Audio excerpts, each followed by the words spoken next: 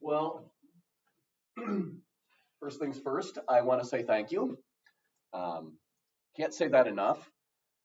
This ministry, the ministry of this church, does not happen without us, without those of us in this room. And I know that a lot of you here have invested a lot in the life of this church. So thank you for doing that. Was doing some calculations the other day and realized that it takes, well, depending on how you count it exactly, but it takes 11 or 12, 13 if you count me, people to pull off a service here on a Sunday morning. Once you add up together all the greeters and ushers and hospitality people and nursery attendants, and that isn't even counting who's teaching Sunday school and that sort of thing. So, yeah, this time of year we're up to like 15 or 16 people who have to be here in order for the service even to happen. I think you could do the math and figure out that that's a pretty good proportion of the number of people here on Sunday mornings. And that's why it's good for us to, some of these ministries, to take turns doing that. But thank you for what you do, because it is really a service to each other. It's a service to others in this community who, maybe are visiting here or who can't serve as ways that they used to. And it's a service to those in our world. So thank you for your dedication to that. A reminder that even though this is in some ways something that we started a couple of years ago because our insurance company said we had to do it, especially the child safety stuff, we looked at that as leadership and we said, actually, you know what? It's not the worst thing in the world that once a year we have to all sit down and talk about how are we trying to do stuff? What are we trying to do? And it's an opportunity too we're going to talk about some of the other things more broadly, to think about just policies and procedures, and as we change things, to try to get a number of us on the same page. So that's what we're trying to do here this morning. I want to set our child safety policy that we're going to talk about in just a minute, in sort of in the light of the larger vision for what we're doing as a church. And I think most of you in this room have probably seen this Come Grow Share thing somewhere. It's on our screen every single week at church. It's on the back of the bulletin. It's a kind of mission and vision statement that we adopted a couple of years ago. Now, I'm always a little cynical about some of these things. I'll just be honest, not to downgrade the work that we did on this at all. But the church consultant I contacted, or he reached out to us about a year ago. As he said to me, all of these church mission statements are the same. He said, it just says the same things in different words. But it is kind of a helpful shorthand, and I like the work that we've done in creating these words and say, this is what we're trying to do as a church. Like, you boil the Christian faith down in terms of how we live it out. And yes, we're not taking away anything from God so loved the world that he gave his only son. But what are we trying to do? We're trying to invite people into community here so they can experience God's work in their lives. In that community, we're trying to grow together in grace and in knowledge of Jesus. And then we are trying to equip each other to be sent out. And sent out means both into the world and, missions and mission to our own community. But being sent out also means something about being in mission with each other, right? We're trying to equip each other to be able to share God's grace and what he's doing in our lives and the stories that we tell each other. And that's hopefully something of what happens, for example, at coffee time after church. But there's lots of different ways, formal and informal, that can happen as we tell stories about what God is doing in our lives.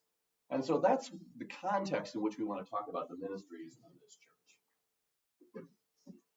So the thing that started this whole volunteer training session, our child safety policy, and hopefully you got a copy of it on the table there. Are there some? If you didn't get a copy, you can grab one. I don't know that there's quite one for every person in this room, so if you're part of a couple or a family, maybe you can share a little bit. But we do want to make sure that these are in front of people, because one of the things that we need to tell our insurance company is we actually did show people this document and we talked about it. So I am not going to read through this entire 12-page document or whatever it is, but I am going to highlight a couple of things. First of all, the purpose. Why do we have a child safety policy, anyway? I mean, yes, the insurance company makes us, but what is the insurance company after? Well, they're after a couple of different things. One is the safety of kids. And some of the policies that are in here, most of the policies that are in here are common sense policies. But sometimes you need to remind each other what common sense really is. But kind of within that also, we want to make sure that we are protecting each other from allegations that might come because we didn't follow some of the common sense things. And that's also an important aspect of this, that we want to make sure that we look, I don't say that we look good, but that we are trying to protect each other's integrity. And then we do want to provide a place where we can have good health standards and emergency procedures. This is also something that the CRC a couple years ago put together a code of conduct for ministry leaders. And this goes beyond kind of child safety stuff, but it talks a lot about just what is our attitude as we serve? Are we trying to be manipulative? Are we trying to be, kind of pushing people to do our thing? And I think we all realize that there is something in us that might do that sometimes, especially when we're dealing with people who are, we're able to push around a little bit. And so it's in some ways also an attitude check to say, as we're serving, are we doing it in the right spirit? And so that's the purpose. Definitions, you can see some definitions there as you go through, what is abuse, what is emotional abuse, different kinds of abuse, what is a helper, who is a member, all of those kinds of things. You can read that for yourselves. The general policies and procedures are on the second page on number 4. And again, like I said, these are a lot of things that are probably in today's world common sense. Maybe a generation or two ago, we did things differently. But no physical punishment, no verbal abuse of kids or anybody really. We're trying to be aware, though, of kids' comprehension abilities as they grow up. 4-year-olds can respond to things very differently than a 14-year-old can. And so we want to keep that in mind. If there are concerns about a kid's behavior, you're in nursery or and you have a really rough day with one of the kids, Samuel's giving you problems or something like that. You find out talking to other nursery volunteers, Samuel's like this every single time. Those are the kinds of things that are good to report to parents, and I think to report to just somebody who's maybe coordinating the nursery as well, so that we can try to address issues before they become really big crises. Just be aware kind of how your gestures of affection and so forth might be interpreted. Number 5 kind of goes into some of the specific guidelines for nursery, especially in the nursery. Kids under 5, we're trying to keep 2 attendants in there at all times, non-related attendants. You're going to go into some of this when you talk about nursery stuff, Brandy? Okay, I'll skip that, and Brandy can tell you kind of the philosophy of some of that stuff. You can see that the things do shift a little bit as those kids get older. We don't expect that a class full of 8 and 10-year-old kids needs 2 adult volunteers in it.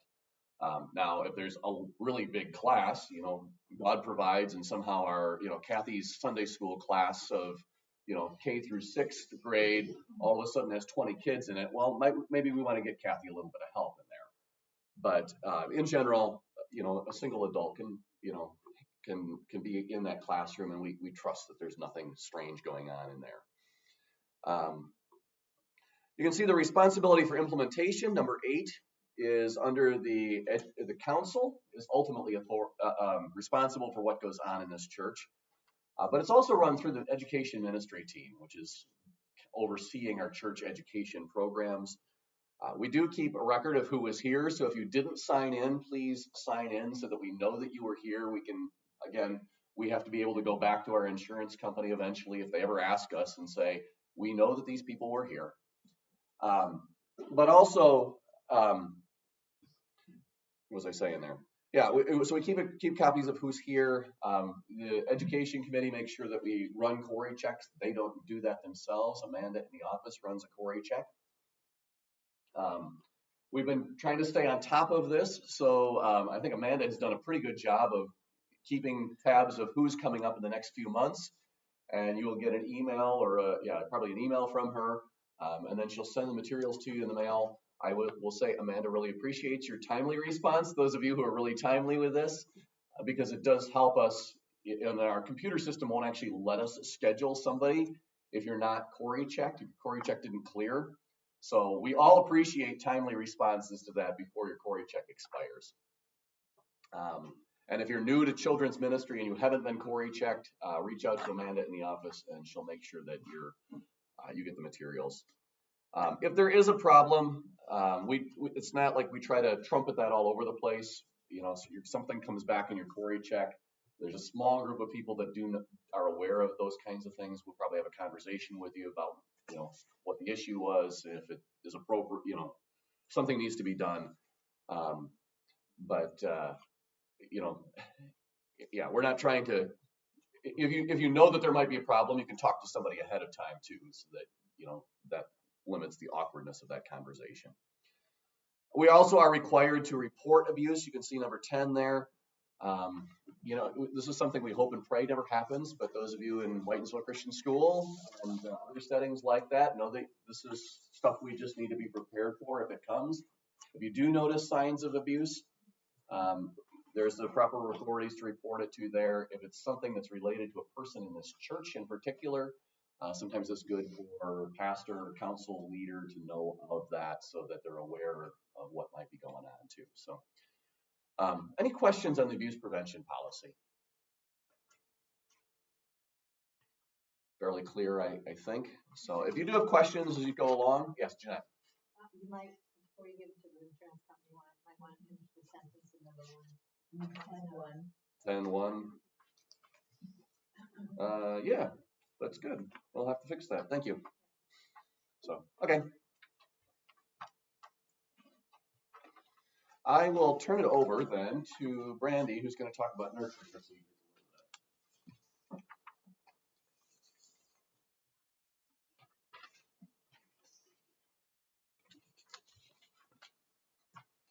Good morning, everybody. Thank you for coming this morning. Kind of crazy that we're back at 9 o'clock. My kids were all like, "What's going on?" Well started. So check-in system for the nursery has several functions. One is that it just gets their names on the kids, so it makes it a lot easier for you if you don't know their names to keep track of their names. It also lets us know who has been there in recent weeks, and if there is any kind of a concern, then it's easy to look back and see who was there and what adults were there. And because it's all electronic, it automatically timestamps when those kids checked in, when you checked in. So it really, were there to be some kind of a legal allegation, it really helps us in that situation. I know certainly when I was being raised, something like that was like not even on the radar, but as Jill said, this is kind of a new world, and parents who are just having kids now really expect that when they would bring their kids to a new place, to people that they don't know, that there would be a check-in system. So it's important for us to have it and to be able to use it. So if it's not working, let me know, or bug Katie. She's pretty good at problem solving with it too. Or Jim is also wonderful. So there are people to help you if it's not working, because that's just what we need to do in order to be kind and gracious to any guests that we have, and we want them to want to come back. So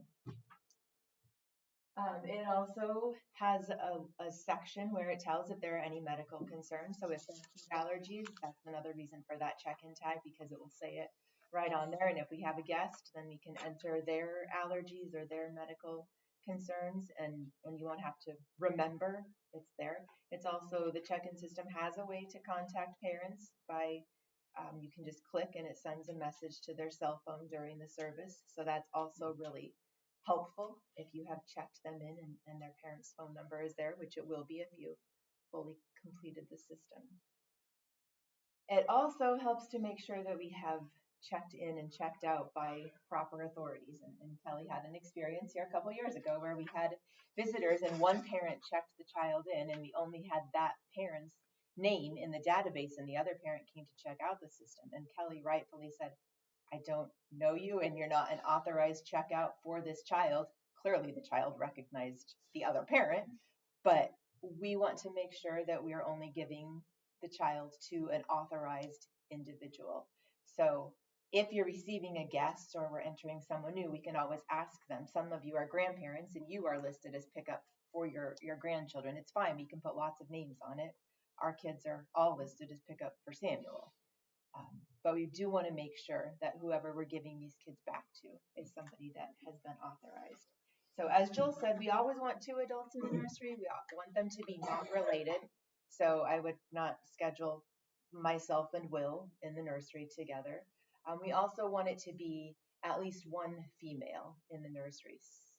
Some little kids are a little more skittish around men, so we just always make sure. So if you're needing to find a substitute for yourself, just notice who the other person is that's scheduled and make sure that there wouldn't be 2 males in the nursery at any particular time.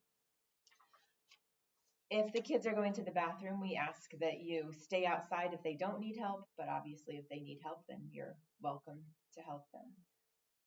One thing that we changed a few years ago that still kind of gets some questions, so I'll just remind you all, is that we are really trying to have no outside snacks in the nursery because we don't know what crumbs are contained in those snacks. And we have a grandchild of this congregation who was avoiding all dairy.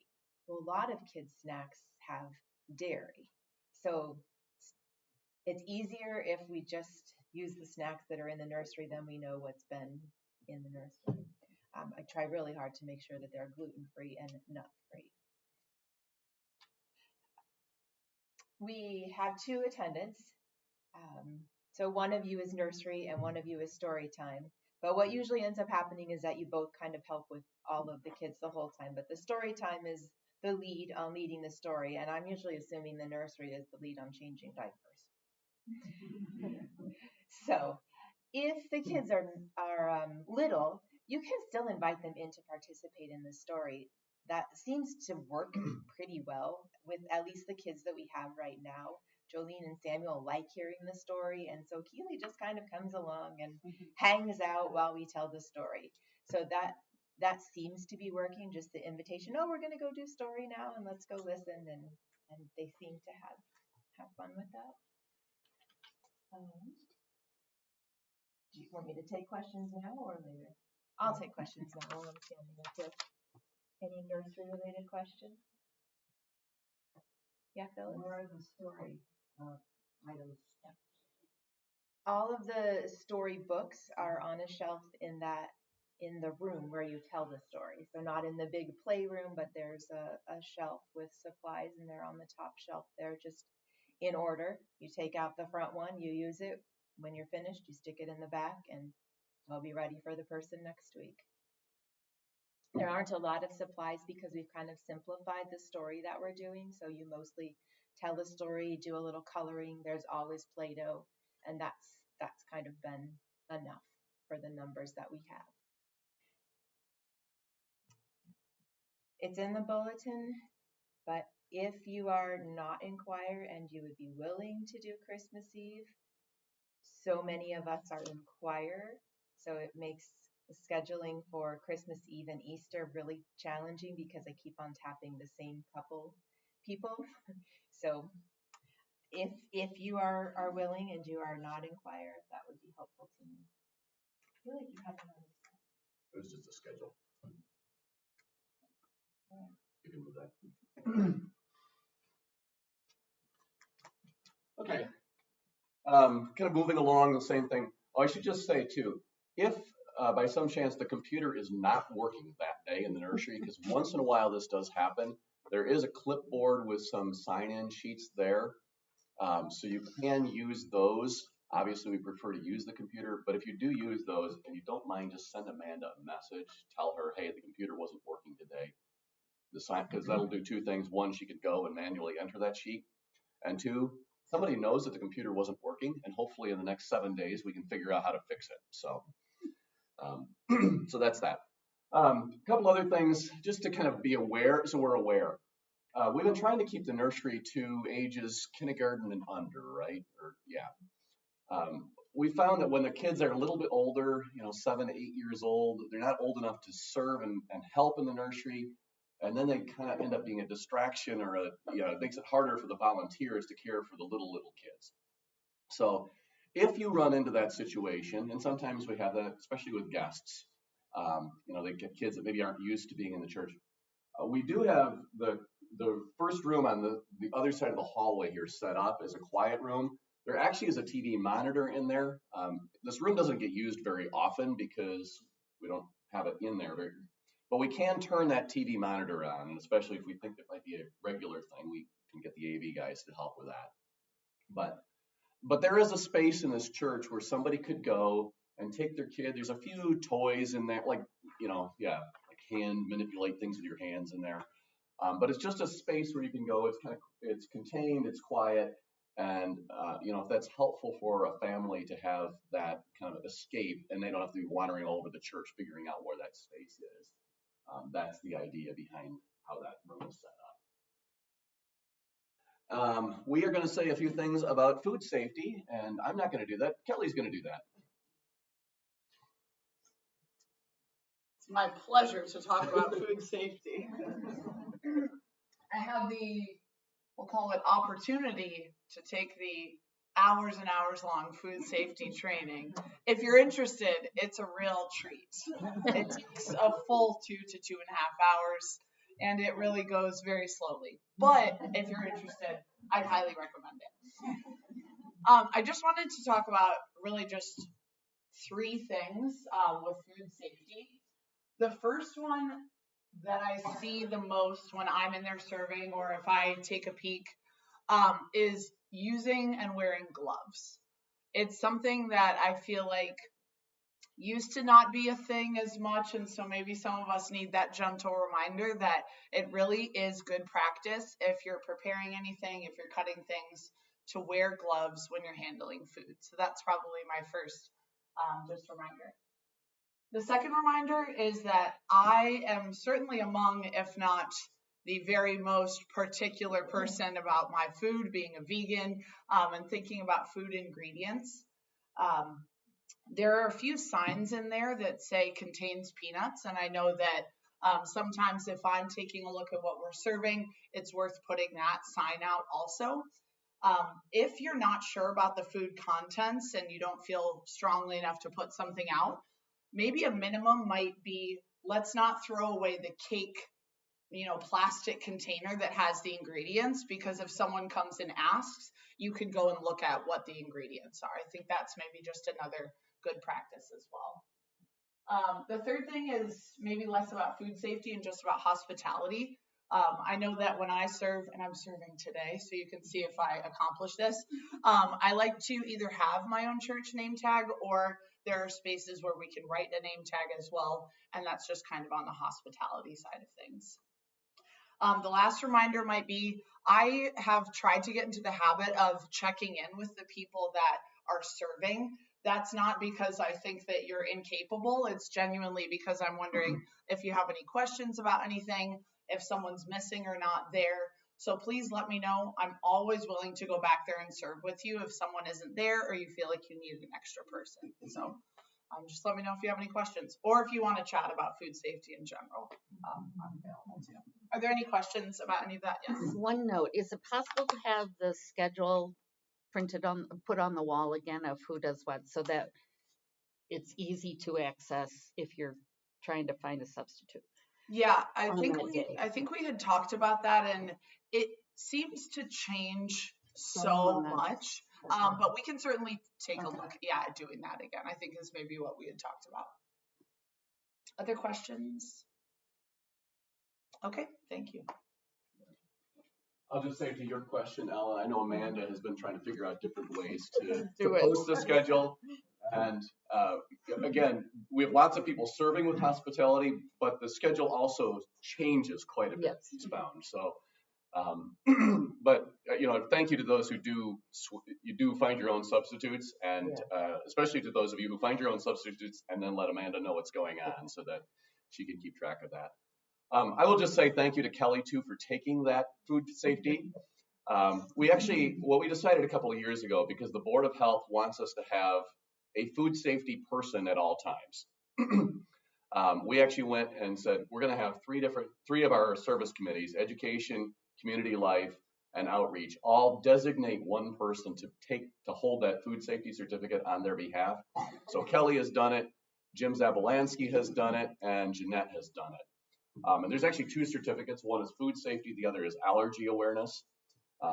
Both of them, as Kelly said, are just rousing, exciting courses that you're going to get finished and you say, give me more.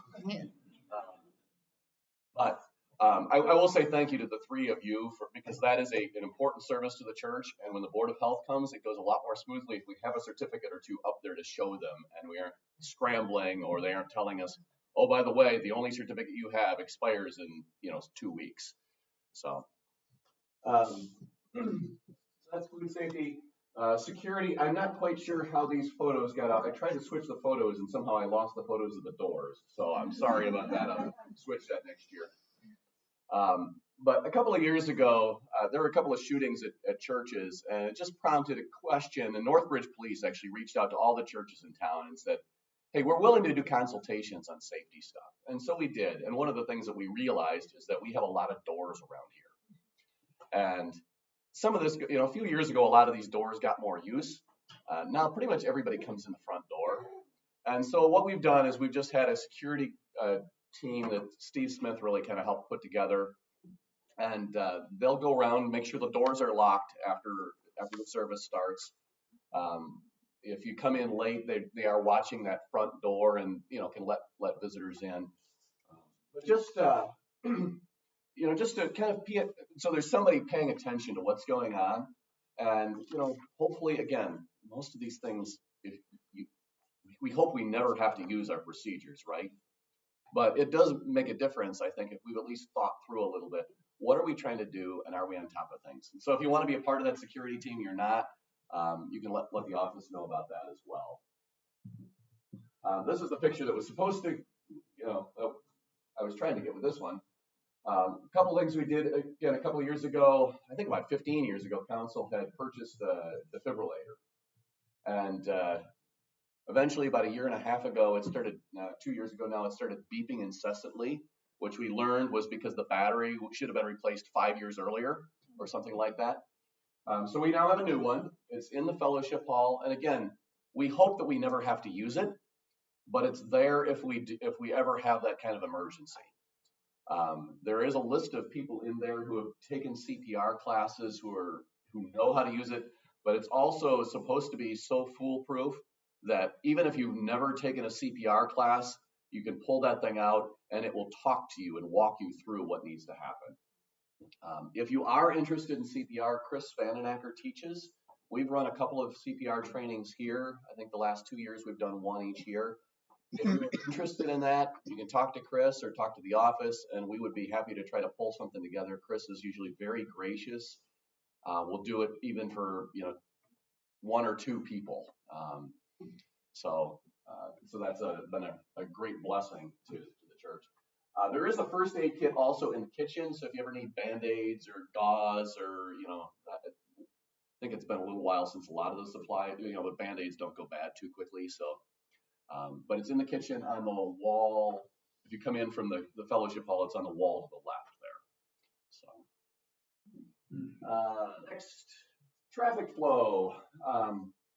About a year ago, Community Life and Council kind of looked at just, we were getting a lot of people kind of congregating right inside the front door and said, it makes it hard to kind of get through there. And so we deliberately tried to switch things around. That's why the front doors to the sanctuary are now closed, to try to push people in through the fellowship hall. And it also creates some spaces in the fellowship hall where we know everybody has to pass these spaces. And so theoretically, at least, if we have things there, people will see them, right? Sign-up sheets.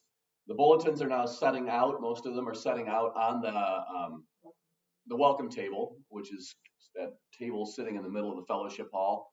There's some other materials there. There are some kids' bulletins. So if you happen to see visitors and they have younger kids, you can ask them, would you like a kids' bulletin? Because we have something that the kids can color on. There's some questions in there to kind of help the kids maybe engage with the service a little bit. But that's there. There's some library materials out there. Part of the idea was to try to reduce some of the noise that was happening because we had people just congregating right at the entrance to the sanctuary. There is still, people talk in the fellowship hall, and there's still some noise that happens in there. I think if you realize the service is about to start, kind of make your way towards that. We're not saying be afraid of having a conversation in the fellowship hall, okay? It's meant to just kind of soften the feel of how we're coming in and putting things in front of people so that there's opportunities for more people to see the communications that we're trying to get out there. I don't even want to say anything else. Community Life kind of put that together. So, did I miss anything, Ray? Kelly? Am I going to talk about number 7 on the agenda? Is that what I'm going to talk? Sure. Yeah, you can talk. You can do that. Okay, I'll say a few things. Volunteer scheduling. I think we've been doing this long enough now that most of you are probably familiar with this process. But what Amanda has been trying to do, well, Amanda, me, Brandy, I think that's mostly the scheduling. I've been trying to do is to put things into the system. We're still trying to figure out what really works better. So sometimes you'll get an email ahead of time saying, hey, we're putting together the volunteer schedules for the fall. If you're going to be away, can you please tell us so that we avoid those dates? You can actually go into the system and schedule your own blockouts if you like being computer handy. And some of you have done that, and that is very helpful. So thank you for that. But if you're not, familiar with the system, you can at least respond, and it's helpful just to know, hey, we're going to be away, these weeks. We know this already. And then Amanda doesn't try to schedule you, and then we have to do all sorts of changing around. But it is helpful when you get those reminders out, or to get the initial schedule request to hit accept or don't accept. I think I'm seeing a higher percentage of those, I think. So thank you to doing that, because it helps us know, yes, we know that Jeanette is on for this week or for that week. I know that it has been an issue. We just have a small pool of volunteers. So, there have been people who said, I feel like I'm doing something every single week between hospitality and greeting and ushering and nursery. And we are aware that that's an issue. Amanda and I are kicking around different ideas. Some of what we've talked about is maybe we just push people towards, maybe 2 lists instead of having you on 6 different lists. And then we have more people on those few lists, and we aren't, so I don't know what the answer is if you've got brilliant ideas. But it is something that we're aware of and trying to address.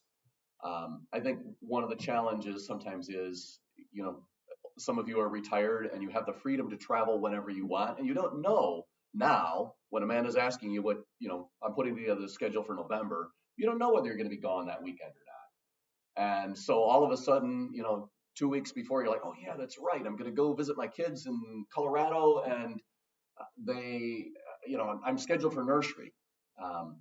If you can find your own sub that's helpful, yeah, I guess I'll say that. If you can find your own substitute, that's helpful, because what it avoids for Amanda is having to scramble behind the scenes, and then she tends to go back to the same people that we know are around and willing to do stuff, and then those people end up helping all the time. So if you're one of those people, thank you for your willingness to be called in at the last minute. But again, it's something we're aware of. We're trying to keep it in mind so that we aren't burning you out. And if you've got ideas about how to make that work, we're all ears. I'm going to let Kelly talk again about welcoming people through our doors.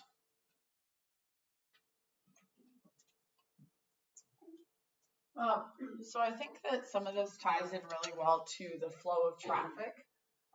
But I know that, I feel strongly about this for 2 reasons. One is that I love Fairlawn. I love it so much. And I love all of you a lot. I feel really strongly and feel very connected to the church. But I also feel very strongly that it's 2024 and not maybe like it was a few years back. So I think these questions are great. How would we want people, or what would we want people to know as they come to Fairlawn for the first time? The greeter, if you're scheduled as a greeter, I've started to develop this, I don't know, I feel strongly that if there's a greeter and the doors are closed and the greeter is just standing there, the greeter's like, yeah, work for it. Open that door for yourself, right? It sends a little bit of a different message than a greeter being the one to open the door. If the weather is nice, propping the door open and I just stand right in front of it is what I do. In the winter, that good exercise of, opening the door, closing, oh, do I hold it open? Let's walk a little faster, right? But I think it really does send a good message that we're happy to have you there. certainly all of you, but thinking especially about visitors, it's just a great way to have them enter the door and know that we're glad that they're here. How can we offer information in a way that helps people feel welcomed here with Christ's care? I think that with the new welcome table in the fellowship hall, that's a great flow of traffic that I know I was feeling a little hesitant about. What's it going to look like when the doors close? How is this all going to work? But especially, again, I think for visitors coming into a church, and maybe even for you, have your coat, you're holding your things. It's a lot walking right into the building, and then all of a sudden, whoa, here's a bulletin for you, right? Grab that too. I think that the best thing for greeters to do is to be the one to welcome them in, to open the door. If they need assistance with directing them towards the fellowship hall, certainly please be the one to do that. And even so much, I think I could say that if we do have a visitor, you could leave the door for a moment and walk them into the fellowship hall if you think that they would need that. But having that sort of softer entrance at least lets people get their bearings, take off their coat if they need to, and then make their way into the fellowship hall to grab the materials that they need. And if we don't know the answer to people's questions, where can we find out the answer? I think there's a lot of people that are willing to help out. I know certainly, I feel like any of you, if you have questions about anything, could come ask me. And if I don't know the answer, I can certainly find someone else. I know Joel knows everything, Brandy knows everything, and Katie somehow knows more than everything at all times, right? So maybe Katie's the answer to that. But I would just encourage you, if you're greeting or you notice other people greeting, to have a name tag on. Again, I talked about that with hospitality, but name tags we're trying to get available to the greeter. I think when I walked in and grabbed my bulletin, I saw the greeter's name tag on that fellowship stand right there. So maybe check for that. Otherwise, right by the door, I think there's some blank ones that you can write on as well with your name. So just welcoming people in that way, but then letting them make their way into the fellowship hall is kind of the goal. So the blank ones should be on the shelf. Yes. That's like where the key is kept to the Yes. outside doors. Yeah. Thank you so much. Yes. So what would people want to know as they come in? Where do I put my coat? Yep. Okay, it's right there. Yep. Where do I go? We go down the hall and around the corner. Yep. Where are the bathrooms? Where's the nursery? So just like, even though we have signs, our greeters and anybody else can be aware that when you come into a new place, you're not perhaps thinking optimally. Right. And so maybe we don't assume they can read the sign that says nursery that way, or maybe they don't know nursery means childcare, you know. Right. So just things to think about. Yeah, thank you so much. I know that when I go and visit other churches, now I'm constantly like, I have my detective glasses on. I'm like, how do they do this? What does the church do? And when I was with my family, we went to Miami over the summer and we visited a church there. And first thing I noticed was they had about 8 different doors that were unlocked. Like everywhere we walked, unlocked doors. So really happy about our safety here. But then also I was happy that their nursery check-in was really similar to ours too. And then their greeters were those ferocious kind. Like there were 8 of them, just like, hey, are you new here? Which sometimes is a lot, but it's also great to know that they were just wanting to help. And I would hope that that's what we all are trying to do as well. Oh, and my other thought with the name tag Yep. is that identifies you as someone who knows something. And if you run into somebody with a name tag, you know that they are from the organization and could potentially answer your questions. So that helps a visitor know, who could I go to? Yes, absolutely. Thank you. Other questions or comments? Yeah. What Kelly didn't say in so many words, but what we've been discussing at CLMT is that we would really encourage you, if you're a greeter, to not pick up the bulletins, but to leave them on the welcome table and to have your hands free to open the door and to greet people, and therefore to leave other people's hands free to hang up their coat and then go into the fellowship hall. But we're trying to transition the bulletin from being the first thing that meets people to being left in the fellowship hall. The thought is that so much of our information for the service, the flow of the service is now on the screen, that if a visitor would miss a bulletin, they would still be able to participate in the service. So it's a little different than when you needed the bulletin to participate in the service. Now we want the bulletin because it has information for us, but it isn't essential for participating in the worship service. So what we really want to do is have our hands free to open the door and to greet people, to shake their hand if you know them and give them a hug. Yeah, thank you very much. We used to have name tags for all members, which is really handy for people like me. You just draw a blank. I know the person, I know who they are, and their name will not come to me. And I'm just thinking, this is embarrassing. How can I ask Peggy? Or somebody, I don't know why the name doesn't come. But yeah. Yeah, and I think that that's one thing that we've talked a lot about too, is that for a lot of these things, and even just this meeting, like thinking through a lot of what we're doing week to week, the reality is a lot of it is for the people at Fairlawn. And so even something like a name tag, we might think, well, there's only a couple of visitors per month, if that. What's really the point? But you're correct in saying that other people within the congregation appreciate these things too. So.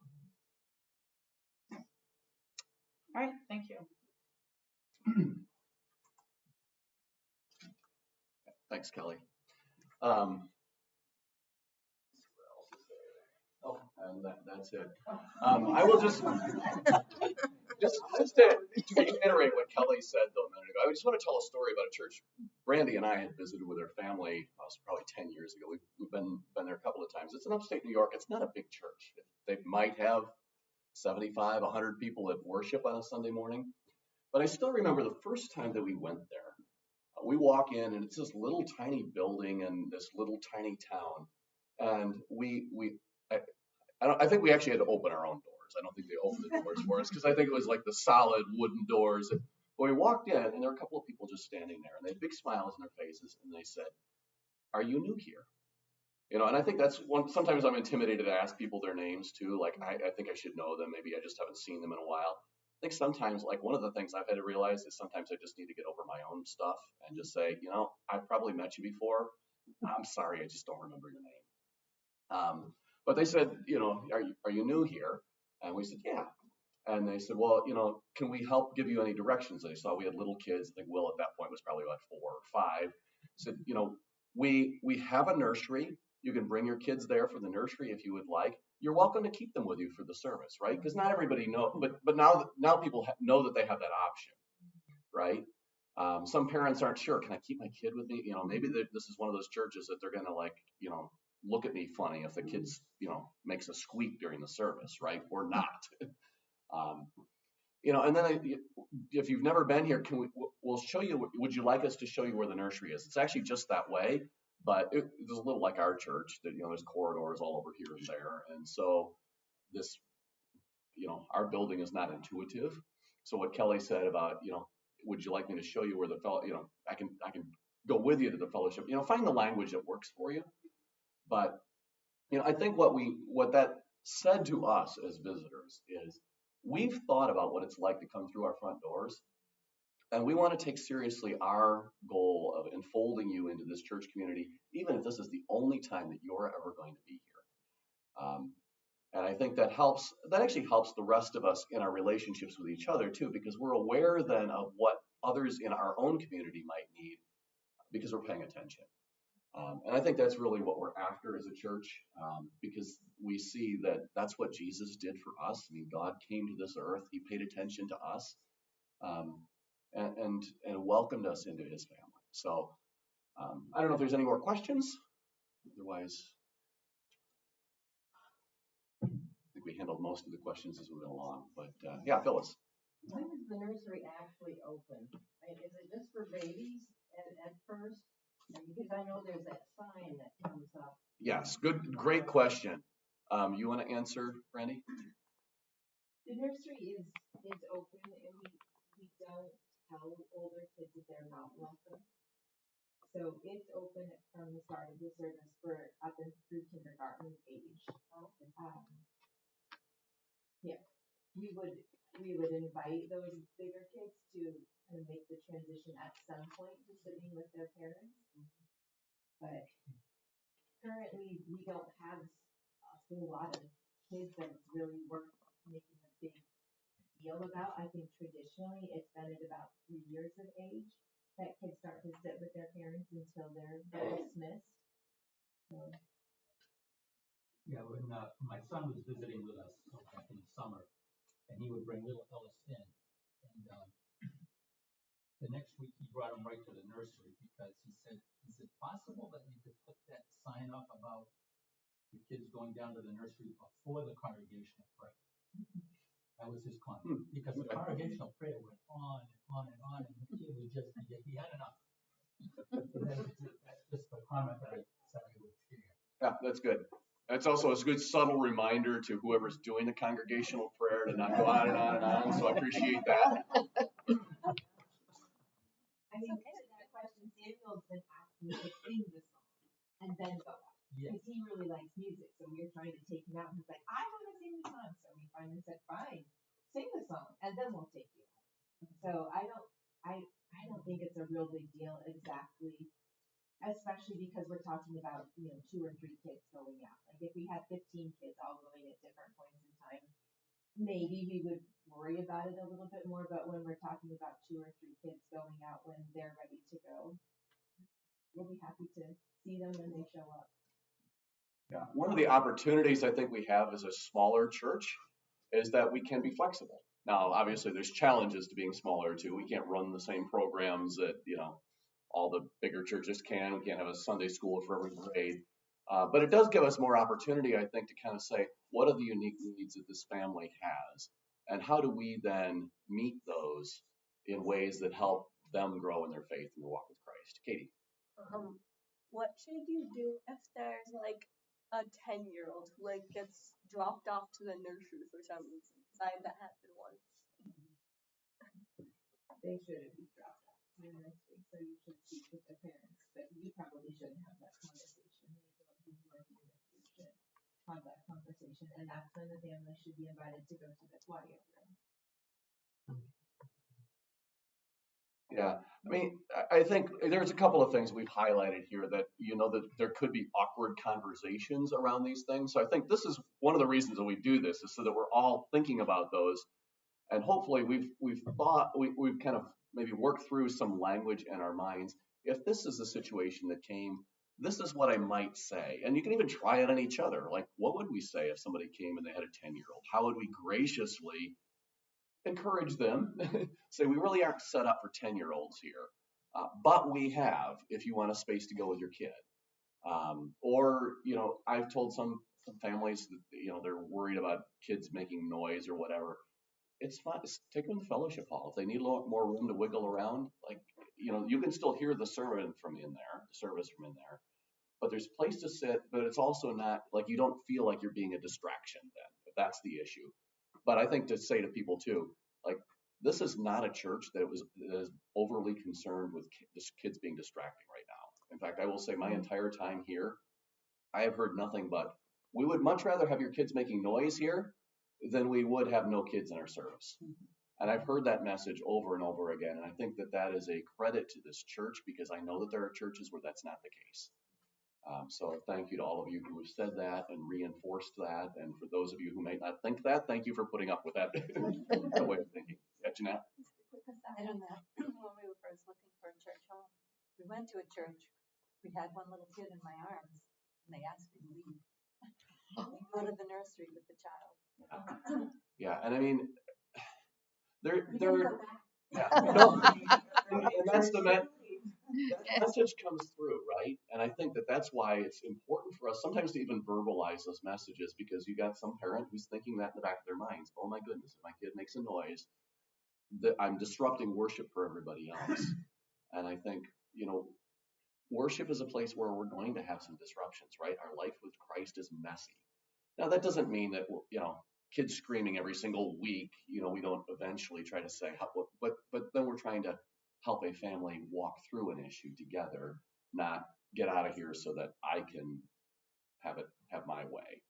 So, Phyllis, you're going to say something else? I'm unclear about the TV and the the quiet room. Did you say it is working? They just need to turn it on? It does work. It needs to be turned on. I don't know what's involved in that, so that would be a question. I need to just talk to Rolly and find out how easy it is to turn it on. There probably should be some kind of little sign to where you turn it on. Because Yeah. that's frustrating with different TVs and you Yeah. don't know whether on or off. So I'm making a couple of notes. TV and quiet room is one of them. Because if it's just a matter of, like, I know the nursery has a live stream. It's the same live stream that would feed that TV. So if it's, hopefully it's just a matter of, if I go into there, here's the remote or here's the button and I push it on. So yes. And see, this is part of the reason that we do this too, is because it gets 25 or 30 of us talking about the things that we're trying to do together. So thank you. Yeah, Caleb and I use that somewhat regularly. Usually it's on the right source and just hit it on. But it would be awesome, like if we tell a family, hey, there's the quiet room. There's a little sign that says, welcome to the quiet room. If you want to turn the TV on, because it's welcome, because otherwise they're like, ooh, that's equipment I shouldn't touch. But like, you know, turn it on. And, yeah. So on my list, Beth and then Lois I saw too. I keep hearing people talk about the quiet room, and it just puzzles me why it's called a quiet room when it's the place where you're allowed to be a little bit more noisy. So I wonder how a visitor would hear that word. Also fair. If somebody has a better idea for what we can call it, we're all ears. Wiggle room. The timeout room. That's exactly what we want to hear. Who needs Lois. to fill that out today? Hey, Lois had a question here. This form, Yes. does that need to be filled out today? No, if you have, so what we do in the abuse prevention policy is the first time you fill it out, then you fill out that thing on the back.